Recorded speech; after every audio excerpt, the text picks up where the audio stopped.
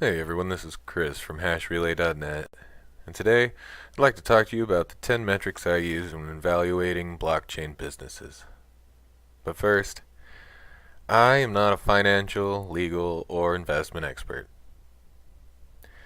Those are services you have to pay good money for, and these videos are free. So take everything I say here as my opinion, and if you agree or disagree, let me know in the comments below. First, platforms, products, and services. It's important for a company to have something to offer their consumers. Whether this is a prototype or an alpha, a live product is better, a working model is better, but anything will do. In the spirit of the Satoshi Nakamoto white paper, they should be aiming to disrupt an establishment or an existing market.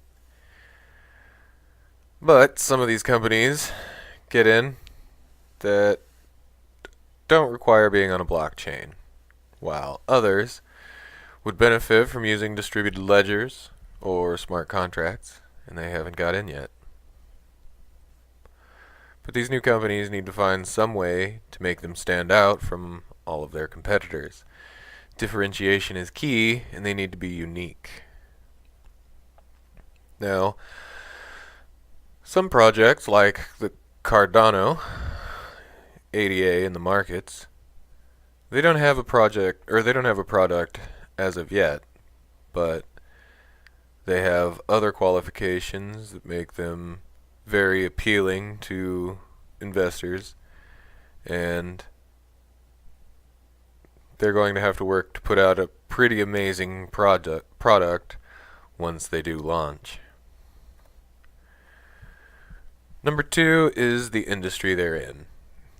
Is the company creating a new market, or are they butting into an existing industry? The size of the global market that they're trying to get into is going to determine the value of the company.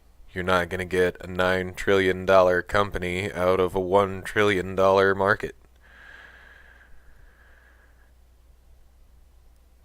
And major competitors are going to play a key role.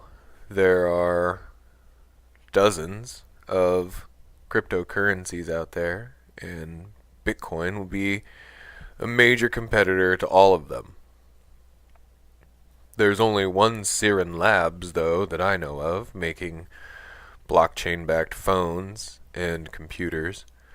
But even they will have major competitors in Apple and Windows and Google. And these major competitors are going to have global access. Apple puts phones in the hands of people on every continent, and so upcoming companies are going to have at least the possibility to gain global access like this if they're going to be able to compete at all.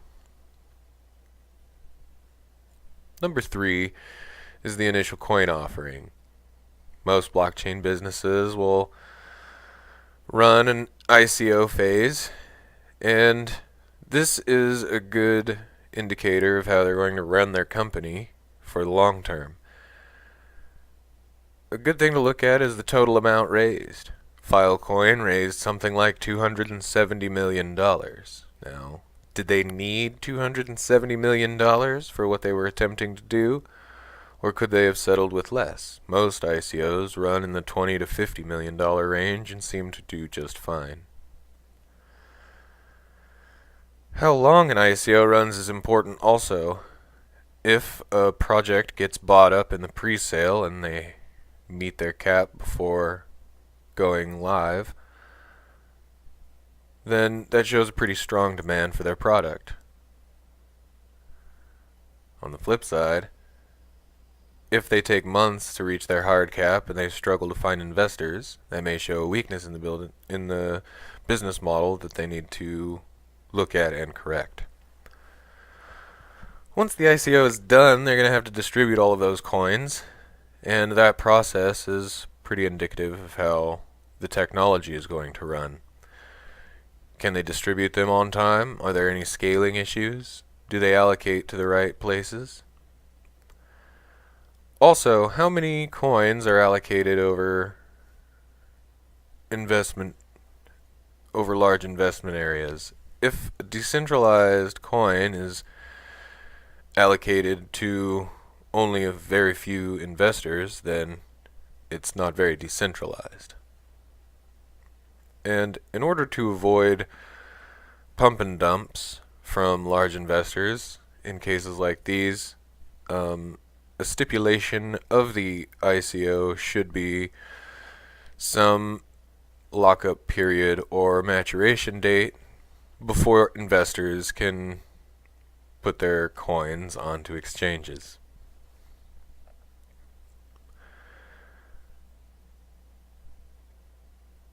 And this moves us right into the financial aspects.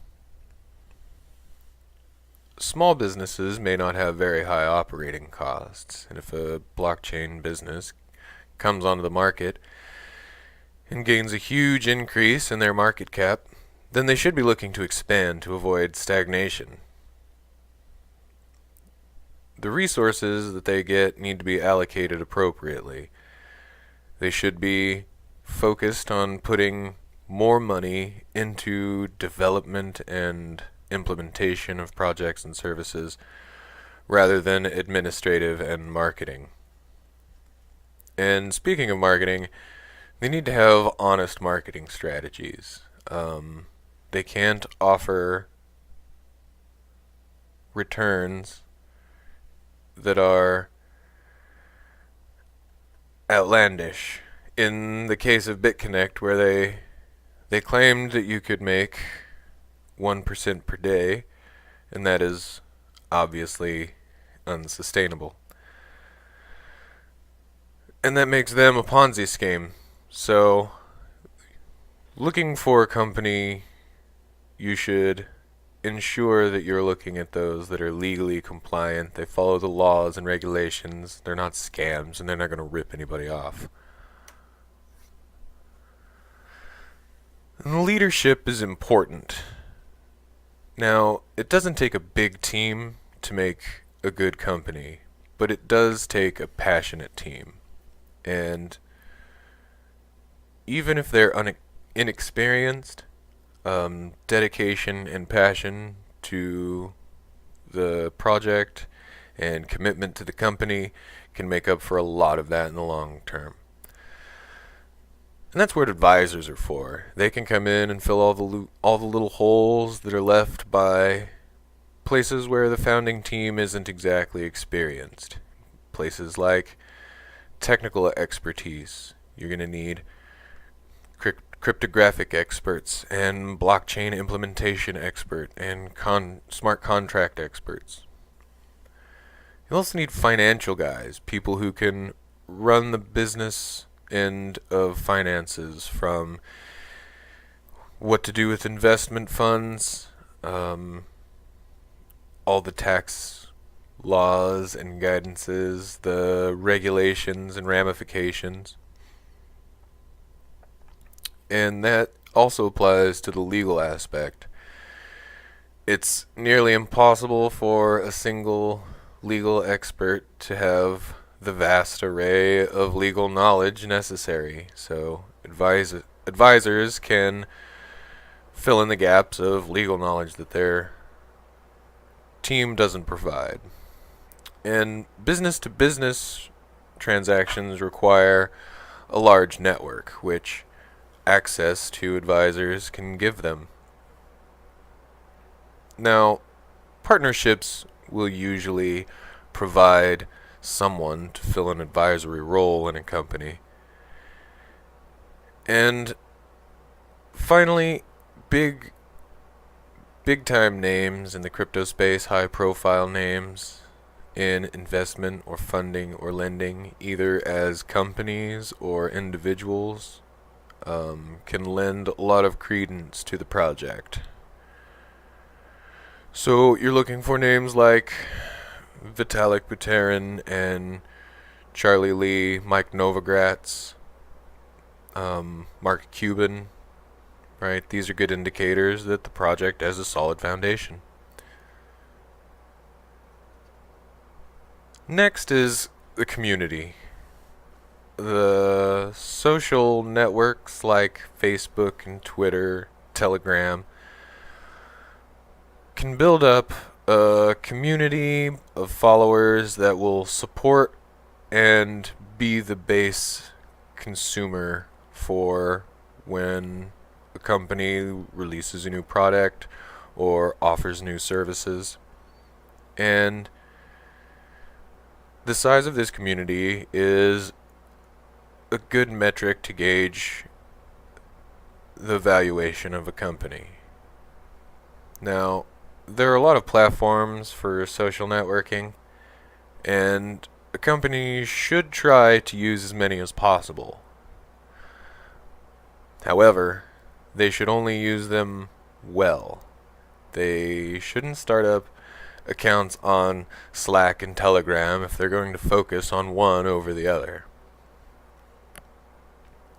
But they need to have representatives interact with the communities to answer questions and allay fears in times of FUD and build a general rapport with the bulk of their consumer base.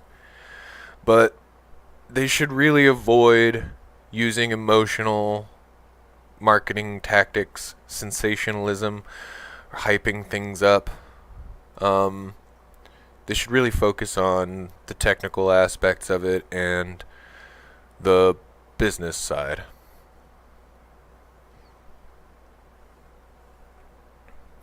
Next, we'll get to the white paper.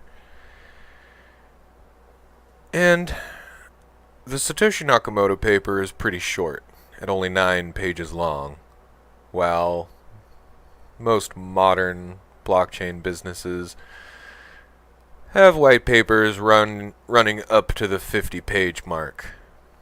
And the more detailed they get inside their white paper, the better. They should illustrate that there is a problem with established corporations or the markets as they are, and they should guide the reader on ways that they are going to fix these problems. They should have a solution in place and an implementation method.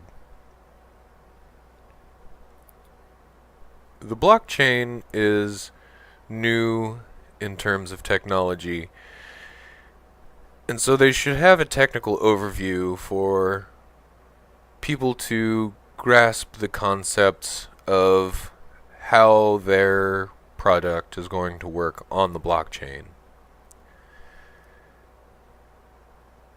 And they should also explain how the financials are going to work inside the company, whether their utility token is going to be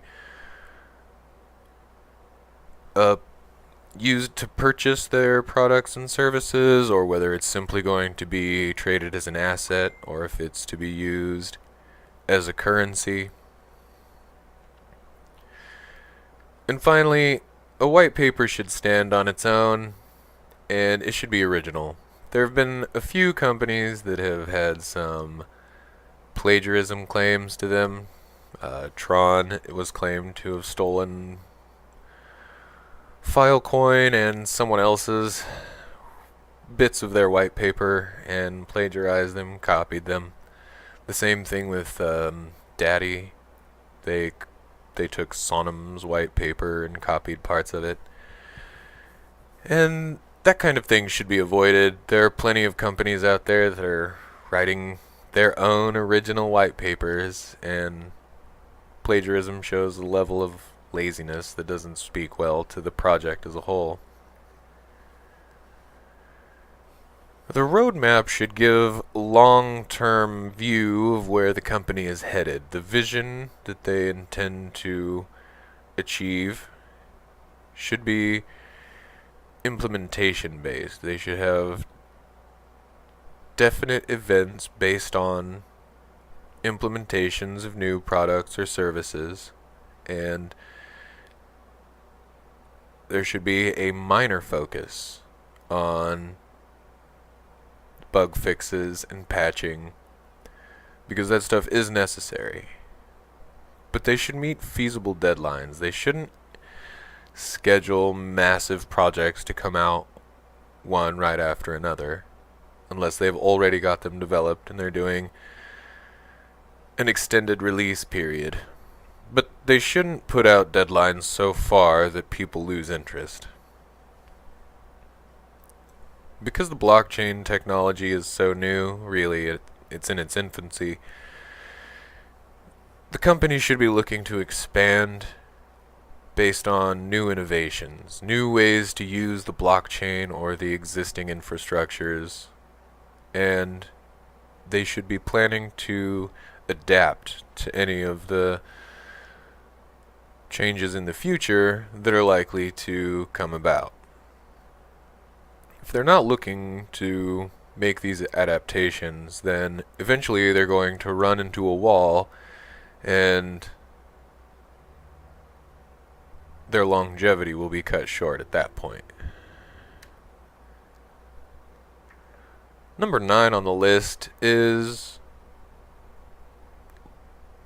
how many exchanges they're listed on. This is important to determine what the level of demand is going to be globally. They should be working to get on exchanges in every region so that their access is greater globally, and they can get a better estimate of what their overall trading volume is going to be. And trading volume over the day and the month is one of the best metrics of gauging the profitability of a company. Being on a lot of exchanges, though, presents some security risks.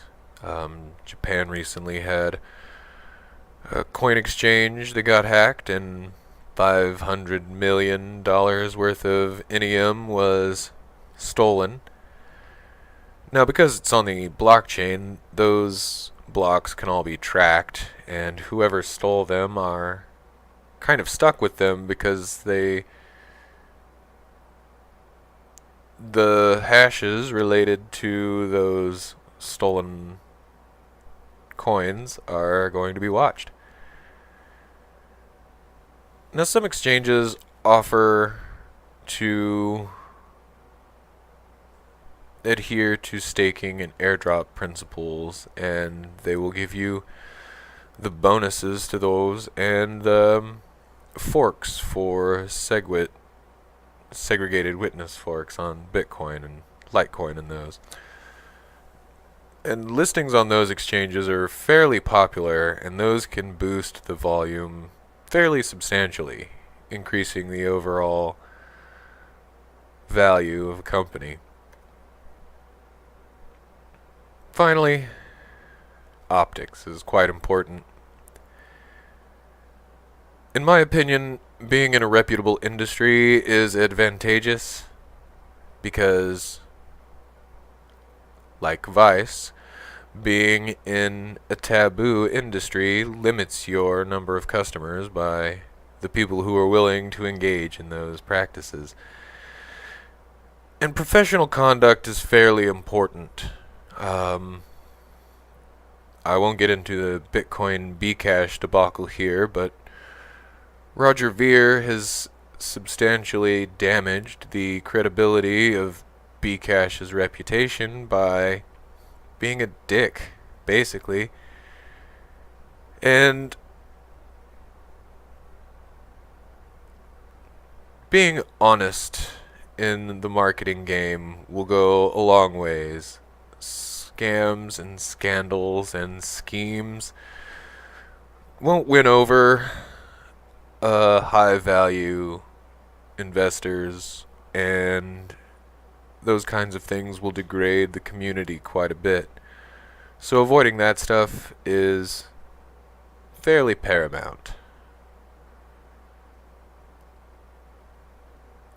And those would be the 10 metrics that I use to evaluate blockchain businesses. Again, this is just my opinion. If you agree or if you disagree, go ahead and leave me some comments below. If you found this useful, go ahead and hit the like button. And share it with your friends if they'll find it useful. Finally, do me a favor and go ahead and click that subscribe button.